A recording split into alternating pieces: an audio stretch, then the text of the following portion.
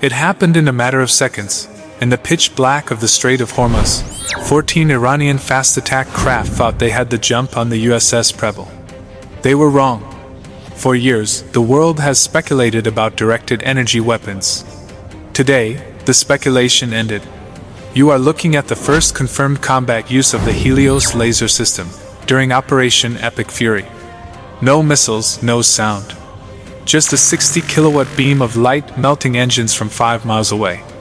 Iran's swarm strategy, the very thing they spent 30 years building, has just been rendered obsolete. But the laser was just the beginning. Today, we're breaking down the 3 secret weapons the US Navy just unleashed that have officially forced a ceasefire. This isn't CGI, and it isn't a drill. This is the new face of naval warfare in 2026. If you've been following the news this week, you've heard the name, Lucas. On April 7th, CENTCOM Commander Admiral Brad Cooper confirmed that hundreds of these platforms are now fully integrated into the fight. What is Lucas? It stands for Low-Cost Uncrewed Combat Attack System. These are long-range kamikaze drones, but with a twist. Unlike the Iranian Shahid drones, Lucas drones are fully autonomous and anti-jamming. They don't just fly, they hunt in packs. During the recent strike on the Shahi Mahalati naval boatyard, the Navy didn't risk a single pilot. They launched a swarm of 50 Lucas drones from the deck of a literal combat ship. They swarmed the air defense systems, confused the radars, and then systematically deleted Iran's missile production facilities. At just $55,000 a unit, the US is now winning the cost curve. It's cheaper to send a drone than it is for Iran to fire a defense missile. Now, let's talk about the footage from the intro.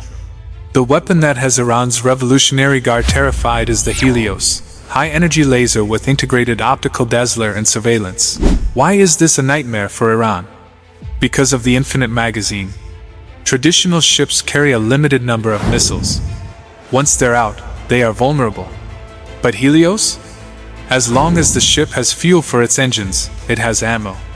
In the recent engagement near the UAE coast, HELIOS was used to blind the sensors on Iranian drones before they could even get within range. Then, it switched to high-power mode and physically melted the hulls of 3 Zulfikar-class speedboats.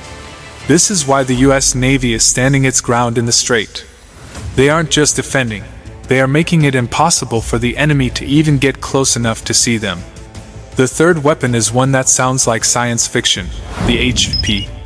These are guided projectiles fired from standard 5-inch deck guns, but they travel at Mach 5. Last night, reports surfaced that the USS Spruance used these projectiles to intercept incoming ballistic missiles. Ordinarily, you need $1 million SM-6 missile for that.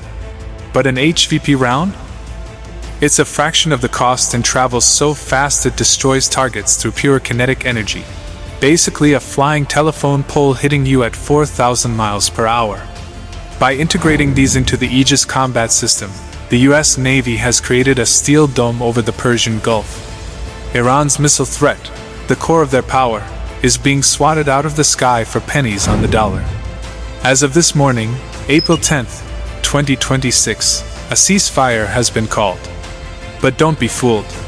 This isn't because of diplomacy, it's because of technology. The US Navy has proven that the old rules of naval combat are over. From the ghost swarms of Lucas drones to the light-speed precision of HELIOS, the balance of power has shifted. Iran challenged the US Navy, and they were met with a version of the military they weren't prepared for. What do you think? Is the age of the aircraft carrier over, or have these new secret weapons just made the Navy more powerful than ever? Let us know in the comments. Make sure to subscribe to SkySea Defense for daily updates on Operation Epic Fury.